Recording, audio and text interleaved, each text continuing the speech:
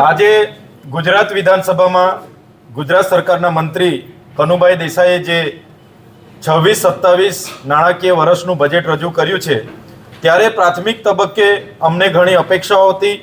ગુજરાતના ખેડૂતોને, બેરોજગારોને, ગુજરાતના તમામ વર્ગના લોકોને, કર્મચારીઓને બધાને અપેક્ષાઓ હતી કે આ બજેટમાં બધાને ધ્યાને રાખીને એક સુખાકારી સમાધાન રૂપ આ બજેટ હશે।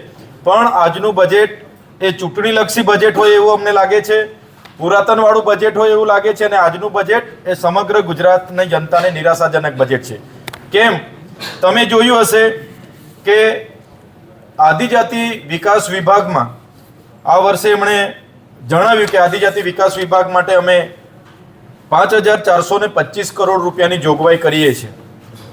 જોગવાઈ માટેની જાહેરાતો થઈ, મોટી મોટી ત્યાં લોકોએ પાટલીઓ થપથપાવી, પણ સાથીઓ ગયા વર્ષનું આદિજાતિનું બજેટ તમે જોશો, આજના જ 11 નંબરના પ્રશ્નમાં એમણે જવાબ આપ્યો છે કે 24-25માં આદિજાતિ વિકાસ વિભાગ માટે 4,373 કરોડની બજેટમાં જોગવાઈ હતી અને એની સામે માત્ર ને માત્ર વપરાયેલી રકમ 3,373 કરોડ અને બીજું બજેટ બચત છે। જ પ્રમાણે 25-26માં 5,120 કરોડની જોગવાઈ હતી અને એની સામે વપરાયેલી રકમ માત્ર 2,410 કરોડ। બજેટના આંકડા મોટા બતાવવામાં આવે છે, મીડિયામાં હાઇલાઇટ થઈ જવાય છે, શાબાશી લઈ લેવાય છે, અભિનંદન લઈ લેવાય છે, પણ એ બજેટ આદિવાસીઓના વિકાસ માટે વપરાતું નથી અને પાર્ક કરી દેવામાં આવે છે અને બીજા સદરોમાં ફેરવીને હેતુપેર કરીને એનો ઉપયોગ થાય છે। સાથીઓ, આજે તમે એ જ પ્રકારે શિક્ષણની બજેટની વાત કરી, પણ એમાં શિક્ષણના જે ઓરડાઓ નથી એને કઈ રીતના બનાવવામાં આવશે, આજે શિક્ષકોની ઘટ છે એની ભરતી કઈ રીતના કરવામાં આવશે એની કોઈ પણ જગ્યાએ જોગવાઈ કરવામાં આવી નથી।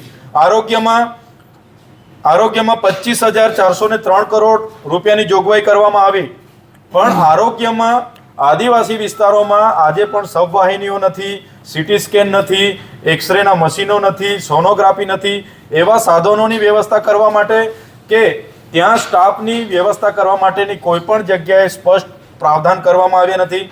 આજે તમે જોયું હશે, ગઈકાલે કુપોષણ બાબતનો મારો પ્રશ્ન હતો। આદિવાસી વિસ્તારોમાં 1 લાખથી પણ વધારે બાળકો કુપોષણથી પીડાય છે, ત્યારે મહિલા અને બાળ વિકાસ વિભાગમાં 7,690 કરોડના બજેટની જોગવાઈ એમણે કરી છે, પણ કુપોષણને કઈ રીતના દૂર કરવા એ બાબતને લઈને કોઈ પણ જોગવાઈ નથી। પૂરક પોષણ યોજનાના નામે માત્ર 972 કરોડની એમણે વાત કરી છે। સાથીઓ, ગુજરાત પેટર્નમાં ગત વર્ષે 1,000થી પણ વધારે કરોડ રૂપિયાની જોગવાઈ કરવામાં આવી હતી કે આદિવાસીઓના સર્વાંગી વિકાસ માટેની જે ગુજરાત પેટર્ન યોજના છે 1,000થી પણ વધારે ગ્રાન્ટની ફાળવણી હતી, એને ઘટાડીને ચાલુ નાણાકીય વર્ષમાં માત્ર 200 કરોડ રૂપિયા કરવામાં આવી છે।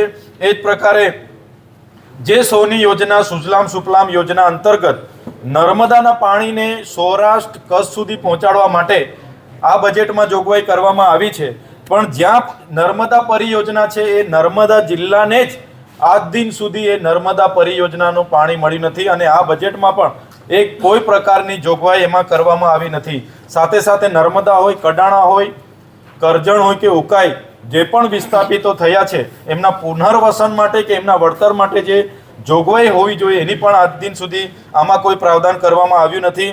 સાથે સાથે ઉર્જા વિભાગમાં 4,842 કરોડની જોગવાઈ તો થઈ ગઈ છે, પણ અમારી અપેક્ષા હતી કે ખેડૂતોને દિવસે વીજળી મળશે કિસાન સૂર્યોદય યોજના અંતર્ગત અને જે પ્રકારે પંજાબમાં મફત વીજળી તમામ ખેડૂતોને આપવામાં આવે છે એ જ પ્રકારે ગુજરાતમાં પણ પ્રાવધાન કરવામાં આવશે એવી અમને અપેક્ષા હતી, પણ અહીંયા કોઈ પ્રાવધાન થયું નથી। જે પ્રકારે પંજાબમાં ઘર વપરાશ માટે 300 યુનિટ વીજળી ફ્રી આપવામાં આવે છે એની પણ અહીંયા કોઈ જાતની પ્રાવધાન કરવામાં આવ્યું નથી।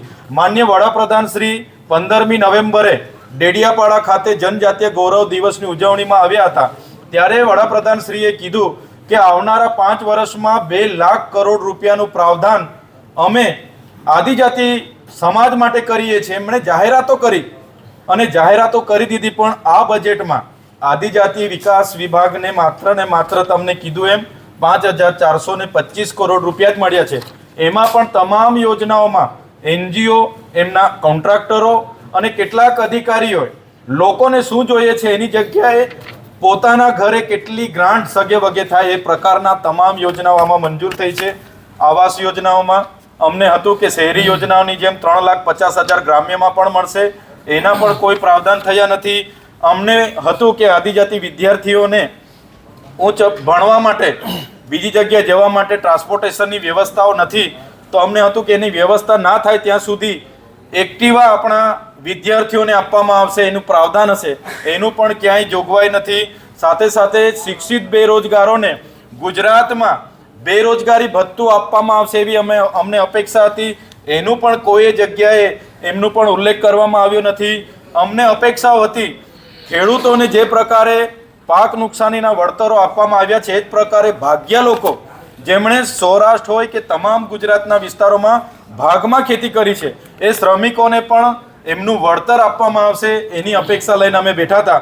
એવી પણ કોઈ પણ જગ્યાએ જાહેરાત કરવામાં આવી નથી. ત્યારે સાથીઓ, એ શિક્ષણ હોય, આરોગ્ય હોય, મહિલા બાળ વિકાસ હોય, માર્ગ મકાન વિભાગ હોય કે શહેરી વિકાસ હોય, ગ્રામ પંચાયતના ગ્રામ ગૃહ નિર્માણ હોય કે મનરેગા યોજના હોય, પાણી પુરવઠા હોય કે નર્મદા કલ્પસર વિભાગની યોજના હોય, જે પ્રકારે એમના અધિકારીઓ, એમની એનજીઓ, કોન્ટ્રાક્ટરોને ફાયદા થાય એ પ્રકારનું જ આ બજેટ છે.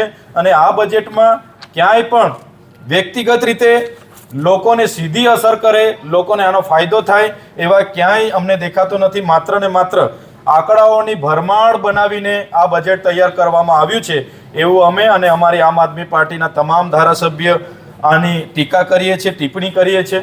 એ આજના બજેટમાં અમારી રજૂઆત હતી.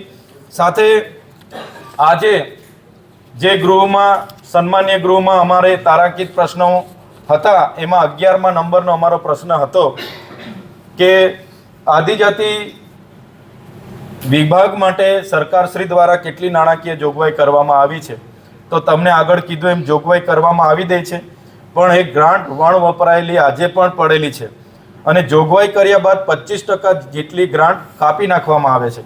સરકાર એક બાજુ આદિવાસીઓના વિકાસ માટે મોટી મોટી વાતો કરે છે, ત્યાં વિકાસ મહોત્સવ મનાવે છે, અમૃત મહોત્સવ મનાવે છે, ત્યાં ગૌરવ યાત્રાઓ મનાવે છે અને આદિવાસીઓ માટે એમની વસ્તી પ્રમાણે આજે આમાં ગ્રાન્ટ નથી. ગુજરાતમાં એસટી હોય, એસસી હોય, ઓબીસી હોય કે માઇનોરિટી હોય, જે પણ 85% વસ્તી છે એને હિસ્સેદારીમાં આ બજેટમાં કંઈ વિશેષ જોગવાઈ નથી. સાથીઓ, એ જ પ્રકારે બીજો એક પ્રશ્ન હતો કે ગયા વર્ષે અમે પોસ્ટ મેટ્રિક શિષ્યવૃત્તિ જે ઉચ્ચ અભ્યાસ કરતા આદિજાતિ વિદ્યાર્થીઓને મળવા પાત્ર છે એના માટે ખૂબ લાંબી લડત લડી હતી અને સરકારે એમાં 755 કરોડની મંજૂરી આપી, પણ એમાં મેનેજમેન્ટ કોટા અને વેકેન્ટ કોટામાં અભ્યાસ કરતા 50% વિદ્યાર્થીઓને એ શિષ્યવૃત્તિમાં સમાવેશ નહીં કરાય એવી એમણે સ્પષ્ટ આજે સન્માન્ય ગૃહમાં માહિતી અમને આપી છે. ત્યારે 60,000થી પણ વધારે વિદ્યાર્થીઓને આ ચાલુ વર્ષમાં એની અસર થશે એની અમને ભીતિ છે. સાથીઓ, જે ડેડિયાપાડામાં માનનીય વડાપ્રધાન શ્રીનો જનજાતીય ગૌરવ દિવસનો કાર્યક્રમ થયો ત્યારે અમે આજના સન્માન્ય ગૃહમાં પૂછ્યું કે આદિજાતિ વિકાસ વિભાગમાંથી એ કાર્યક્રમમાં કેટલા રૂપિયાનો ખર્ચો થયો. માર્ગ મકાન વિભાગે પણ કર્યો છે, કલેક્ટરશ્રીએ પણ કર્યો છે અને બીજા તમામ વિભાગે કર્યો છે. માત્ર આદિજાતિ વિભાગનો મેં માહિતી માંગી 41 કરોડ